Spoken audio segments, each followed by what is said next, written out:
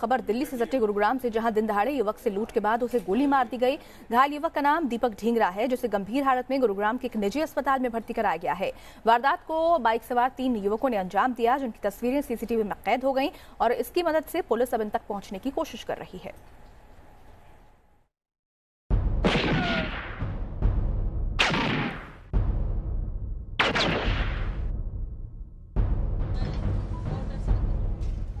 पहले बाइक सवार युवक को रोका और फिर मार दी गोली।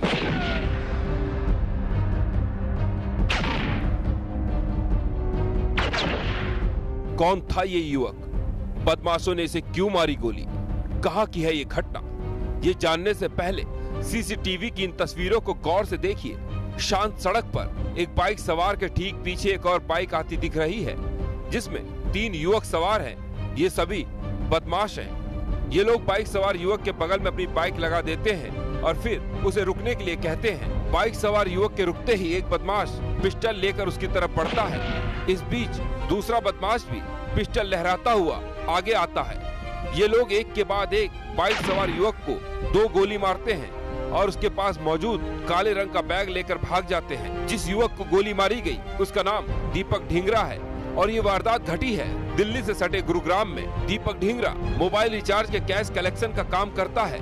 सोमवार को जब वो गुरुग्राम के पॉश इलाके ओल्ड डीएलएफ में कैश कलेक्शन के लिए पहुंचा तो पहले से घात लगाए बदमाशों ने कोठी नंबर C90 के सामने उसे रोका और गोली मार दी।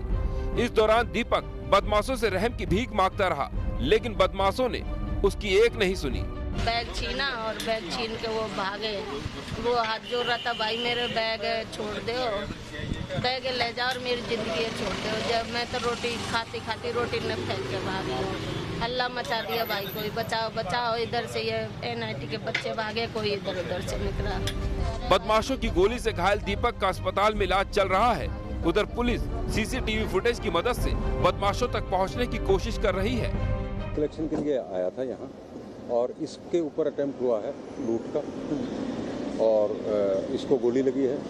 अभी वेदांता में दाखिल है और हम ये सारी इन्फॉर्मेशन कलेक्ट करके इसको वर्कआउट करने में लगे और उम्मीद है कि जल्दी वर्कआउट होगा। पुलिस बदमाशों की जल्द से जल्द धरपकड़ का दावा कर रही है, लेकिन हमले की इस घटना के बाद गुरुग्राम में कानून व्यवस्था पर सवाल उठने लगे हैं। इतने पॉश इलाके में दिन दहाड़े हुई लूट की वारदात ने लोगों को डरा कर रख दिया है। Team news nation. कान्हा की नगरी मथुरा सोमवार को दहशत से कांप उठी। मथुरा की जनकपुरी कॉलोनी में एक सुनार और उसकी पत्नी पर जानलेवा हमला किया गया। हमलावर ने 1-2 नहीं बल्कि चाकू से 17 बार वार किया है। हमलावर फरार है। फिलहाल पुलिस ने आरोपी के पिता को हिरासत में ले लिया है। गहने देखने के बहाने दुकान में घुसा, मौका पाकर ज्वेलर पर किया जानलेवा वार। ज्वेलर की पत्नी पर भी जानलेवा हमला। 17 बार चाकू से किया वार पर वार। सीसीटीवी कैमरे में रिकॉर्ड हुई पूरी वारदात।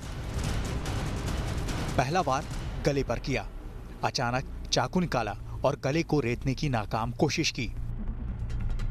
काउंटर के अंदर बैठे दुकानदार को कुछ समझ आता कि उसके पहले हमलावर ने एक के बाद एक ताबड़तोड़ कई बार दुकानदार पर कर दिए।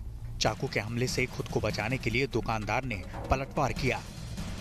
हमलावर को पीछे धकेला और भागने की कोशिश की, पर हमलावर ने दुकानदार को नीचे गिरा दिया और चाकू से लगातार वार करता रहा। सीसीटीवी कैमरे में रिकॉर्ड हुई ये पूरी वारदात उत्तर प्रदेश के मथुरा की है, जहां की जनकपुरी कॉलोनी में विजय वर्मा नाम का सुनार अपने घर में ही गहनों की एक छोटी सी दुकान चलाता है।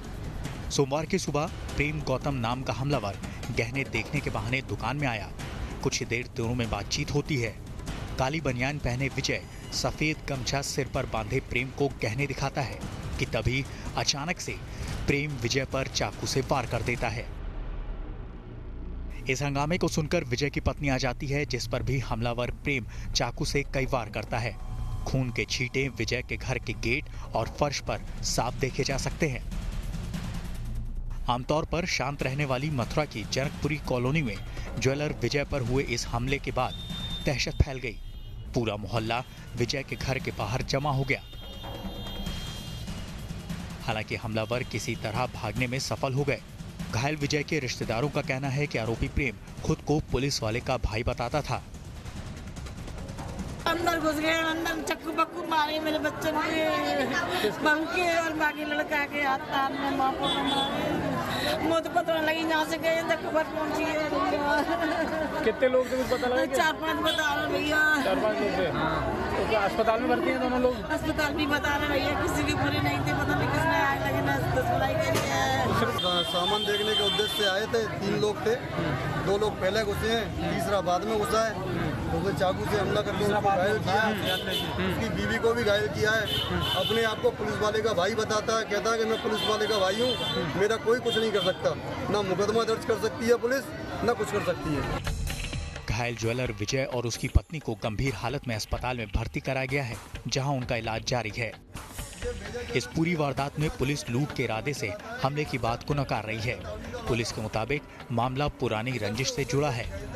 ये कह रहे हैं कि प्रेम गौतम का नाम का व्यक्ति आया और उनके घर में इन लोगों पे चाकू से हमला किया। दोनों डिस्ट्रिक्ट अस्पताल गए थे, फिर अभी नियति में दोनों का इलाज चलाया जा रहा है, तहरीर आ रही है, मुकदमा पंजीकृत कर आवश्यक वैधानिक कार्रवाई की है। ज्वेलर विजय और उसकी पत्नी पर हुए हमले में आरोपी प्रेम के अलावा और कितने लोग शामिल हैं, पुलिस इसकी भी छानबीन कर रही है।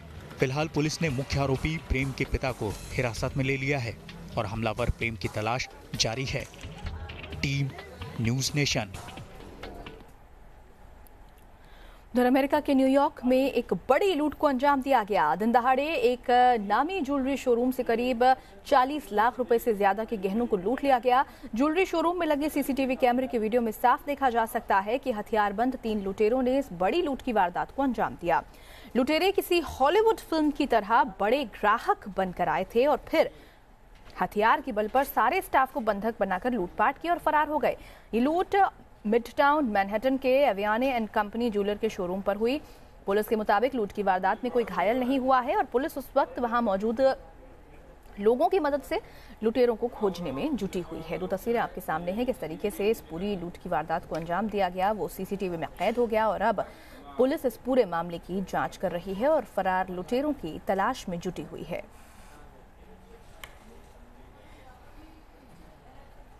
उधर उत्तर प्रदेश के मेरठ में भीड़ के जरिए मारपीट की घटनाएं रुकने का नाम नहीं ले रही हैं। ताजा मामला ब्रह्मापुरी थाना इलाके से सामने आया, जहां छेड़छाड़ के आरोप में भीड़ ने एक युवक को काफी देर तक लात-घूंसों से पीटा।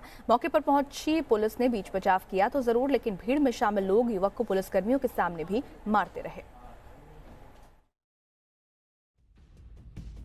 भारी तादाद में जमा भीड़ और भीड़ द्वारा युवक के साथ मारपीट की ये दिल दहला देने वाली तस्वीरें सामने आई है मेरठ के ब्रह्मापुरी थाना इलाके से। ये देखिए, कानून की परवाह किए बगैर भीड़ तंत्र किस कदर इस युवक को निशाना बना रही है। भीड़ में मौजूद जो भी शख्स इस युवक के सामने से गुजर रहा है, वही इस युवक पर लात घूंसों की बौछार कर रहा है। इस भीड़ में मौजूद कुछ लोग ऐसे भी हैं जो इस युवक को मार तो नहीं रहे, लेकिन अपशब्दों का इस्तेमाल कर रहे हैं। इस हुजूम में से किसी की हिम्मत नहीं हुई कि वे इस मारपीट को रोक लें, बल्कि ज्यादातर अपने मोबाइल फोन से वीडियो ही बनाते हुए नजर आए। घटना की जानकारी के बाद मौके पर पहुंची पुलिस ने किसी तरह से युवक को भीड़ के चंगुल से मुक्त कराया। हालांकि कुछ लोग पुलिसकर्मियों के सामने भी युवक के साथ मारपीट करते रहे और अपशब्दों का इस्तेमाल भी करते रहे। बता दें कि इस युवक पर भीड़ में शामिल लोग बस में किसी लड़की को छेड़ने का इल्जाम लगा रहे हैं। जानकारी के मुताबिक छेड़छाड़ के बाद पीड़ित लड़की ने इस बाबत अपने परिजनों को शिकायत कर दी, जिसके बाद परिजनों ने बस में से नीचे उतारकर युवक को पीट दिया। वहीं मेरठ जिला पुलिस ने इस पूरे मामले पर संज्ञान लेते हुए मामला दर्ज कर लिया है। पुलिस के मुताबिक आरोपी युवक पर छेड़छाड़ के आरोप में कार्रवाई के साथ साथ युवक को पीटने वालों पर भी कार्रवाई की जाएगी। इसमें मवाना से एक बस जा रही थी, उसमें एक लड़की पे आरोप लगा हुआ था। लड़की ने अपने भाई वगैरह को बता दिया था, जिसमें भाई वगैरह आके उसके साथ पकड़े और कुछ बसरुकी की शिकायतें प्राप्त हुई हैं। उस लड़के को वहाँ पर सूचना पर पुलिस पहुँच गई थी। पुलिस तो थाने पर ले गई है, जिसके खिलाफ छेड़छाड़ का आरोप लगा था। से सभी तथ्यों की छानबीन की जा रही है। जिसका दोष जिस रूप में होगा उस रूप में उसके खिलाफ कार्रवाई करने की कोशिश किया जाएगा। मेरठ में बीते 3 दिन में मॉब के जरिए इस तरह की तीसरी घटना है। इससे पहले बच्चा चोरी और साइकिल चोरी के इल्जाम में भी भीड़ इसी तरह सरेराह मारपीट कर चुकी है। मेरठ से सरफराज के साथ टीम न्यूज नेशन। उधर उत्तर प्रदेश के पीलीभीत में प्रेम विवाह करने पर नाराज परिजनों ने प्रेमिका के प्रेमी की हत्या कर दी। इस घटना के 24 घंटे के अंदर पुलिस ने मामले का खुलासा कर 2 आरोपियों को जेल भेज दिया है, जबकि बाकी आरोपियों की तलाश अब भी जारी है। पुलिस की गिरफ्त में नजर आ रहे ये दोनों रिश्ते में बाप बेटे हैं, लेकिन अपनी करतूत की वजह से दोनों साथ साथ सलाखों के पीछे पहुंच गए। पिता पर बेटी का सुहाग उजाड़ने का आरोप है और बेटे पर इसमें बराबरी की हिस्सेदारी का इल्जाम है। पीलीभीत के बिसलपुर की एक लड़की ने प्रेम विवाह किया। लड़का दूसरी जाति का था, इसीलिए परिवार को ये शादी रास नहीं आई।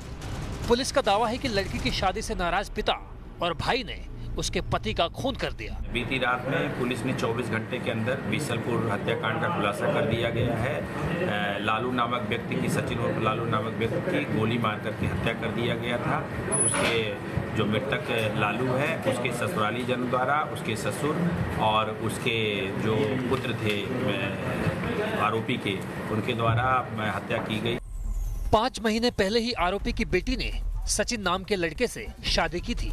सचिन की उम्र 25 साल, कपड़े की दुकान पर नौकरी करता था। रविवार की रात तकरीबन 9 बजे जब वो दुकान मालिक की बाइक लेकर अपने ससुर से मिलने निकला था, तो घर पहुंचने से पहले ही उसके ससुर और साले ने कुछ लोगों के साथ मिलकर उसे घेरा और फिर गोली मार दी। इसके बाद बाकी लोगों ने उसे बुरी तरह पीटा। सचिन की मौके वारदात पर ही मौत हो गई। इस घटना के बाद कातिल फरार हो गए, लेकिन 24 घंटे के भीतर ही पुलिस ने मुख्य आरोपियों को गिरफ्तार कर लिया। बाकियों की तलाश जारी है। पीलीभीत से कुमार सौरभ के साथ team news nation. Delhi police ने नकली नोट के कारोबार में शामिल एक नेपाली युवक को पकड़ा है। पुलिस ने युवक से 2000 के नकली नोट बरामद किए हैं। कुल 5.5 लाख रुपयों की बरामदगी हुई है। दिल्ली में नकली नोटों का धड़ल्ले से कारोबार। पुलिस ने बरामद किए 5.5 लाख के नकली नोट।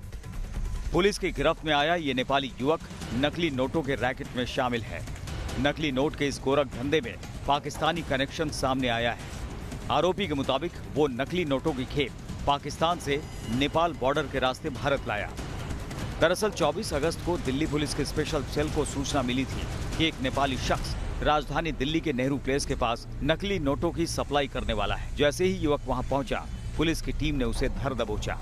नकली नोटों के सप्लायर ने दिल्ली पुलिस को शुरुआती पूछताछ में बताया है कि उसने पिछले 1 साल में करीब 1 करोड़ रुपए अलग अलग राज्यों में उतारे हैं। नकली नोट के कारोबार में आरोपी 5 साल से एक्टिव है। जाहिर है अब तक ये करोड़ों के नकली नोट भारतीय बाजार में उतार चुका है। आरोपी युवक का नाम असलम अंसारी बताया जा रहा है। 27 साल का असलम नेपाल के वीरगंज का रहने वाला है। पुलिस के मुताबिक असलम 7 साल पहले दिल्ली आया था। गांधीनगर की फैक्ट्री में सिलाई का काम शुरू किया, लेकिन कुछ वक्त बाद ये वापस नेपाल लौट गया। वहां वो एक युवक माजिद के संपर्क में आया। तभी से असलम नकली नोटों के काले कारोबार में शामिल हो गया। दिल्ली, एनसीआर, बिहार और दूसरे कई राज्यों में भी इसने नकली नोट सप्लाई किए हैं। स्पेशल सेल के अधिकारियों ने बताया कि 2016 में नोटबंदी के चलते पाकिस्तान से नकली नोटों की सप्लाई बंद हो गई थी, लेकिन 2018 में गिरोह फिर सक्रिय हो गया। शुरू में बांग्लादेश का रूट अपनाया गया, लेकिन बाद में नेपाल का रास्ता भी इस्तेमाल किया जाने लगा।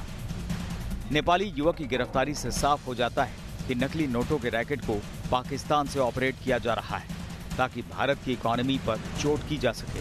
फिलहाल पुलिस रैकेट में शामिल दूसरे लोगों की धरपकड़ में जुटी है। स्पेशल सेल का दावा है कि नकली नोटों को खुली आंखों से देखकर पहचानना मुश्किल है कि वह असली है या नकली। इनकी पेपर क्वालिटी, इनके वाटर मार्क्स, इनका कलर आदि हूबहू असली नोटों के जैसे हैं। जाहिर होता है कि इतनी उम्दा क्वालिटी के पीछे पाकिस्तान की वही मशीनें हैं जो भारतीय अर्थव्यवस्था को खोखला करने के लिए दिन रात नकली नोटों की छपाई कर रही हैं। वीडियो जर्नलिस्ट सुधीर के साथ अवनीश चौधरी, न्यूज नेशन दिल्ली।